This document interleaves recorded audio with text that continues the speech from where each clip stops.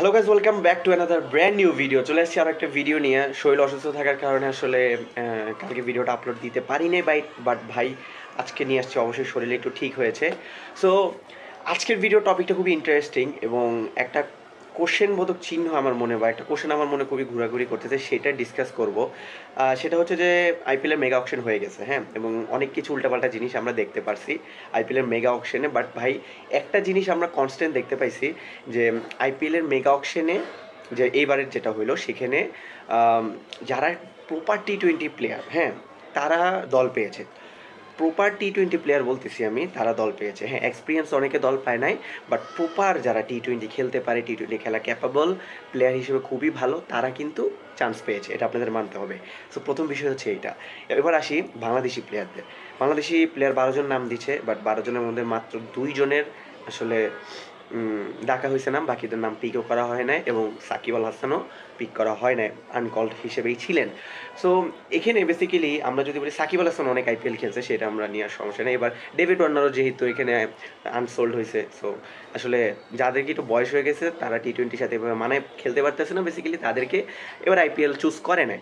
So এটা নিয়ে আর কোনো কিছু বলার নাই। বাট গাইজ, আফগানিস্তানে 7 জন প্লেয়ার চান্স পেয়েছে। জাস্ট চিন্তা করেন, আফগানিস্তানে 7 জন প্লেয়ার চান্স পেয়েছে। এখন আফগানিস্তান আমরা জানি টি-20তে one of the strongest growing team হইতেছে। লাস্ট 5 বছরে তাদের যে উত্থানটা চলতেছে, ইটস ইনসেইন লেভেলের। প্রত্যেকটা প্লেয়ার টি-20 স্পেশালিস্ট হয়ে গেছে, স্পিনার তৈরির কারখানা বলেন, এবং ভালো ভালো পেস বোলার প্রডিউস করতেছে, কিছু ব্যাটারও প্রডিউস করতেছে লাস্ট 5 ইয়ার্সে। সো তাদের এই যে গ্রোয়ের যে গ্রাফটা, সেখানে আমরা দেখতে পাইতেছি খুবই ভালো গ্রো হচ্ছে অ্যাকর্ডিং টু অন্যান্য যা যে মানে এরকম এত কম বয়স, মানে আফগানিস্তান ক্রিকেট বোর্ডের বয়স বেশি না, তো সেই তুলনায় অনেক বেশি হচ্ছে। এখন আপনি বলেন বাংলাদেশের গ্যাপটা কোথায়? বাংলাদেশের আসলে মূল গোড়ায় গলদ টাইপের একটা গ্যাপ যেটা আমরা দেখতে পেয়েছি, এটা আসলে বর্তমান প্রেক্ষাপটে আর কি বলতে পারি।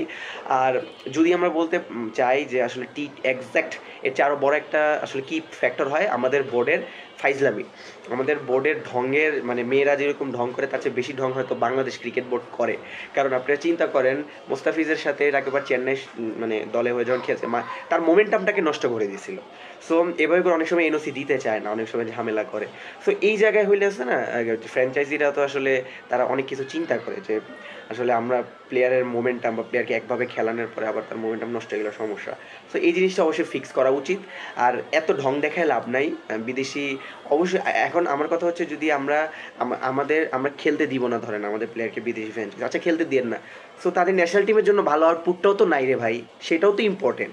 ন্যাশনাল টিমের জন্য টি-20 কী করছে আফগানিস্তান? লাস্ট টি-20 ওয়ার্ল্ড কাপে সেমিফাইনাল খেলছে, যেভাবেই গেছে সেমিফাইনাল যেমনই খেলছে ভাই।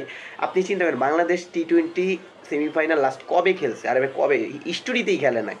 সো আফগানিস্তান তাদের পরে একটা ক্রিকেট নেশন এসে সেমিফাইনাল খেলতেছে, এবং 7 জন সো কল্ড একটা ন্যাশনাল টিমের থেকে সবচেয়ে বেশি যাওয়া প্লেয়ার হচ্ছে আফগানিস্তানের। সো তারা তাদের নিজেদেরকে প্রমাণ করতেছে, এবং ফাইনালি তারা তাদের জায়গাটা আসলে প্লেয়ার হিসেবে প্রত্যেকটা প্লেয়ার আসলে তারা নিতেছে জায়গাটা। সো এই বিষয়ে আপনাদের মতামত কী? এবং একটা পুলে দেখেছি যে বাংলাদেশের মানুষ অবাক হয়েছে কি না, আসলে তারা চান্স পায় না বাংলাদেশি কোনো প্লেয়ার, আসলে কেউই অবাক হয় না। 80% বোর্ড ছিল অবাক হয়নি ভাই, ভালো খেলে না এই জন্য হয়নি, সোজা বাংলা কথা।